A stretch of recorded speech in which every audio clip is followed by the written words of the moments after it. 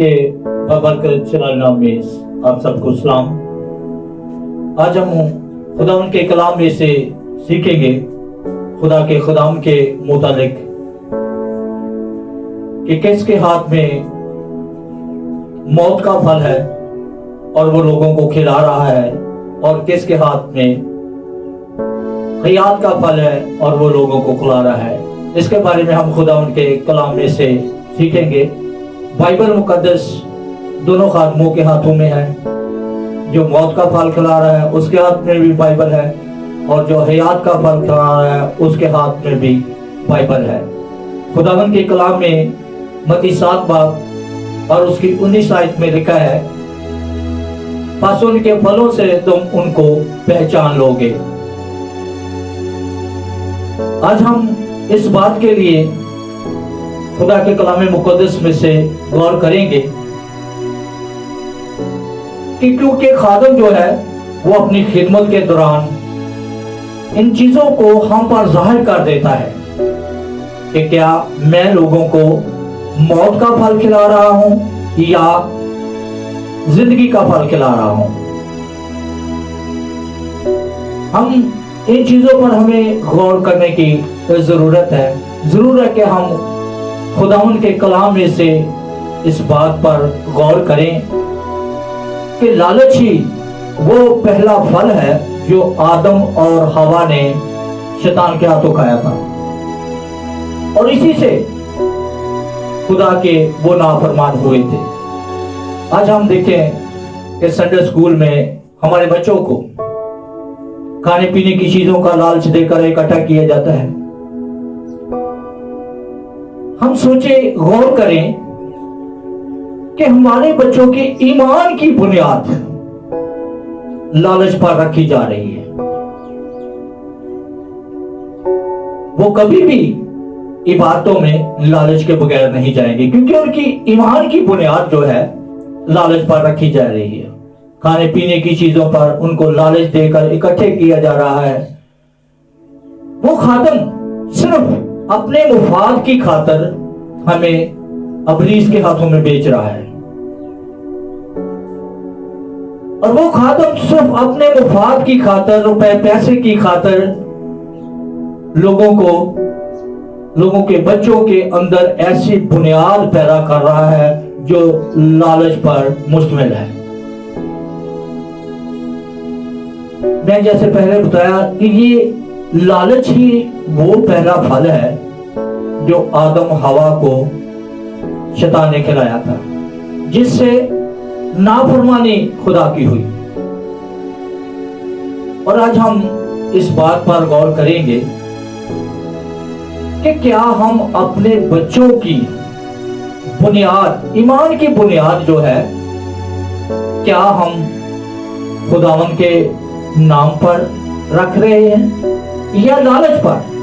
हम उनको कैसा खाना खिला रहे हैं? क्योंकि उन लोगों को तो सिर्फ वीडियो बनाने और गोरों से पैसे वसूलने के अलावा और कोई काम नहीं है।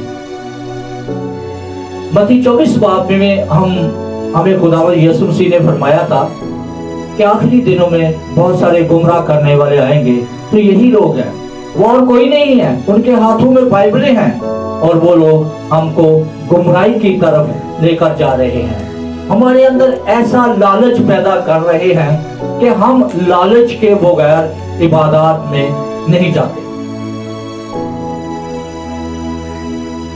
सिर्फ उनको अपने मुफाद की खातर, मैं समझता हूं वो खादम है ही नहीं, बल्कि सिर्फ अपने मकसद के लिए वो खादम बने हैं, जिसका बयान पौलुस रसूल फिलिपियों के खत में करता है कि इनका खुदा इनका पेट है, ये अपनी शर्म की बातों पर फख्र करते हैं। और आज हम अपनी इबादत देख रहे हैं कि हमारे अंदर, बड़ों के अंदर भी, लोगों के अंदर भी उन्होंने ऐसी गुमराही पैदा कर दी है कि जहां पर लोग राशन का सुनते हैं, चावलों का सुनते हैं या कपड़ों का सुनते हैं, तो मैं समझता हूं कि उनको अपने घर के काम भी सब भूल जाते हैं। अगर यहाँ वहां पर जाकर वो फोन पर फोन उस आदमी को करते हैं, कब आ रहा है, कहां पहुंच गया है। यहां सादा इबादत है, वहां पर खादम कलीसिया का इंतजार करता है। ये गुमराही नहीं तो और क्या है? इन लोगों ने हमारे अंदर लालच पैदा कर दिया है कि हम इबादत में लालच के लिए जाते हैं कि हमें वहां से कपड़े मिलेंगे, राशन मिलेगा, हमें वहां खाने के लिए चीजें मिलेंगी। हमें बड़ी खूबसूरत मिसाल नजर आती है यूहन्ना के इंजील में से कि जब खुदावंद यीशु मसीह ने 2 मछली और 5 रोटियों पर बरकत दी तो दूसरे दिन फिर लोग उन खुदावंद को ढूंढ रहे थे। तो खुदावंद ने उनके दिलों के ख्यालात को मालूम करके कहा कि तुम मुझे इसलिए नहीं ढूंढ रहे कि मुझे देखो, बल्कि इसलिए कि रोटी खा के सेवो। आज हम भी खुदावंद को लालच के साथ ढूंढ रहे हैं। क्या हम समझते हैं कि ऐसी इबादत से हमें बरकत मिल जाएगी? कभी हमें बरकत नहीं मिलेगी, क्योंकि हमारे ईमान की बुनियाद लालच पर रखी गई है। और लालच ही वो गुनाह है जो आदम और हवा ने किया था, जो खुदा की नाफरमानी हुई थी, और शैतान ने उनके अंदर भी लालच दिया था। ये लालच ही वो पहला फल था जिसकी वजह से गुनाह दुनिया में आया। और आज हम क्या कर रहे हैं? हमारे ईमान की इन लोगों ने धज्जियां उड़ा दी हैं, हमें गुमराह कर रहे हैं। खुदावंद के कलाम यिर्मयाह की मार्फत खुदा का कलाम फरमाता है कि मलाउन है वो शख्स जो इंसान पर भरोसा रखता है। आज हमने इनके हाथों पर अपना भरोसा लगा लिया है। सादा इबादत में हमारे पास टाइम नहीं होता जाने के लिए। अगर 2 फर्द घर में से जाते हैं तो 2 घर में बैठे रहते हैं। जहां पर ऐसी इबादत है, यहाँ चावल है, यहाँ कपड़े हैं, यहाँ राशन है, वहां पर हम सब करके वाले चले जाते हैं। ये गुमराही नहीं तो और क्या है? मैं समझता हूं कि जितना ये गुनाह करते हैं ना हमें इकट्ठे करने के लिए, उतने ही हम गुनाहगार हैं। क्योंकि खुदावंद का कलाम हमें फरमाता है कि अफसोस तुम पर कि ना खुद खुदा की बारगाह में दाखिल होते हो, ना लोगों को होने देते हो। ये हम लोगों को इब्लीस के हाथों बेच रहे हैं। हम दुनियादारी की चीजों के लालच में इबादत में इकट्ठे होते हैं। क्या हम समझते हैं कि इससे हमें बरकत मिल जाएगी, या इससे हमें हमारी रूहों को कुछ फायदा होगा? गौर करें कि जब हमारी इन इबादत की बुनियाद लालच पर है तो वहां पर से हमें क्या बरकत मिलेगी? क्या कुछ मिल सकता है हमें? क्या हम तवक्को करते हैं इस बात पर?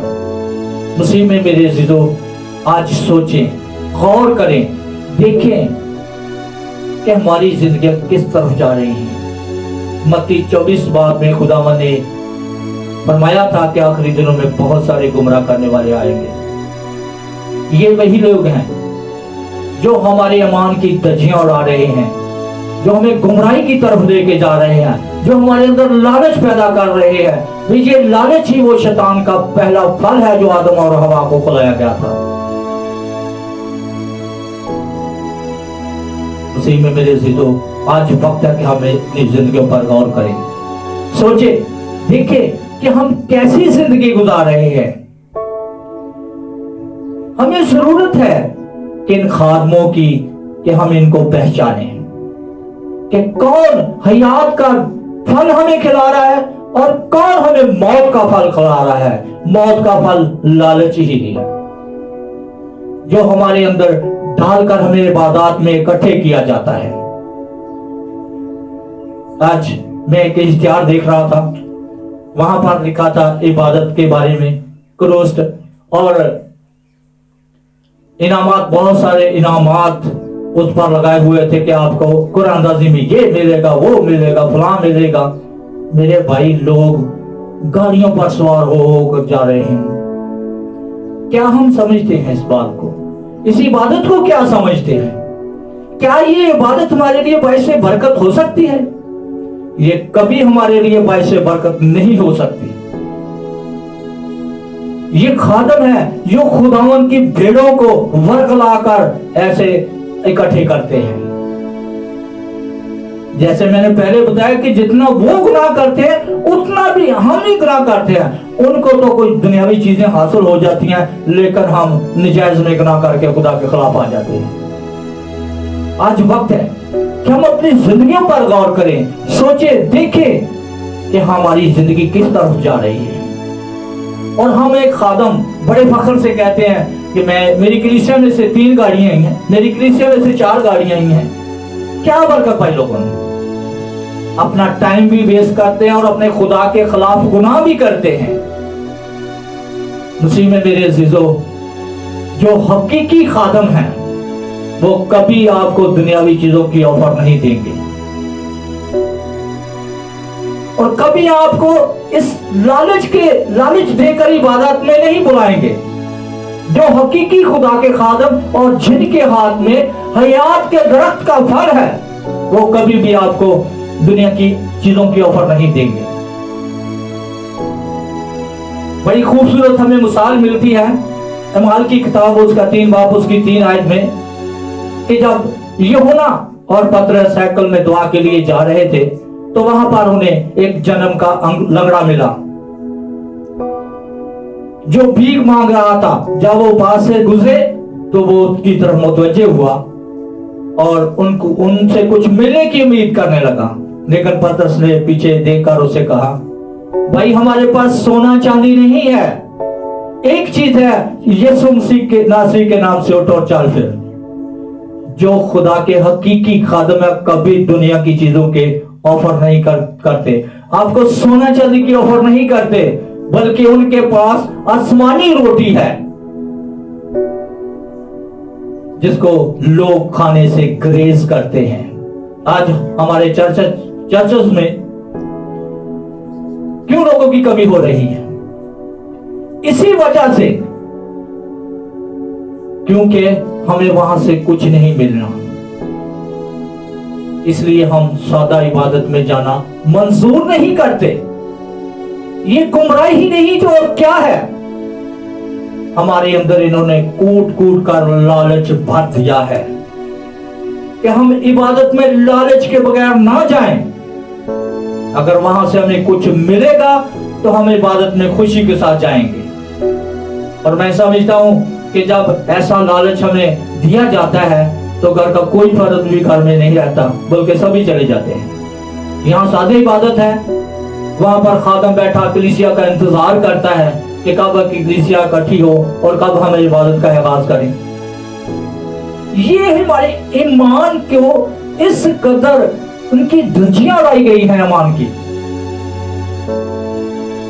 हम सोचते हैं हमारी कलीसिया बड़ी तरक्की कर रही है, बड़ी तरक्की कर रही।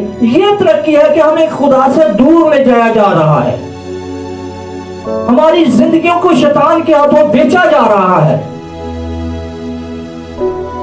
और हम कहते हैं कि नहीं, ये खादम हमारा बड़ा एहसास करते हैं, हम इतने अभी चीजों से डलवाते हैं और देते हैं। हमें उस खादम को बहुत रिस्पेक्ट दी जाती है, लेकिन जो रूहानी रोटी लेकर उनके घरों में या चर्चों में आते हैं उनको कोई रिस्पेक्ट नहीं दी जाती। ये गुमराही नहीं तो और क्या है? आज गौर करें, देखें। मैं समझता हूं कि वो खादम है ही नहीं जो लोगों को गुमराही की तरफ लेकर जा रहे हैं, जो लोगों को ऐसा लालच उनके अंदर पैदा कर रहे हैं। उनको ये इल्म ही नहीं कि ये शैतान का वो फल है जो आदम और हवा को खिलाया था। आज हमें जरूरत है कि हम अपनी जिंदगी पर गौर करें, देखें, वाले जांचें, क्योंकि अगर हम हमेशा ऐसा फल, मौत का फल खाते रहे तो हमारी जिंदगियां हमेशा की आग में चली जाएंगी। अगर हम हयात के दरख्त का फल खाएंगे तो जरूर है कि हमें जिंदगी मिलेगी। ये 2 ही फल हैं जिनमें से एक, जब तक इंसान जिंदा है, इन दोनों फलों में से एक फल को पसंद करना है।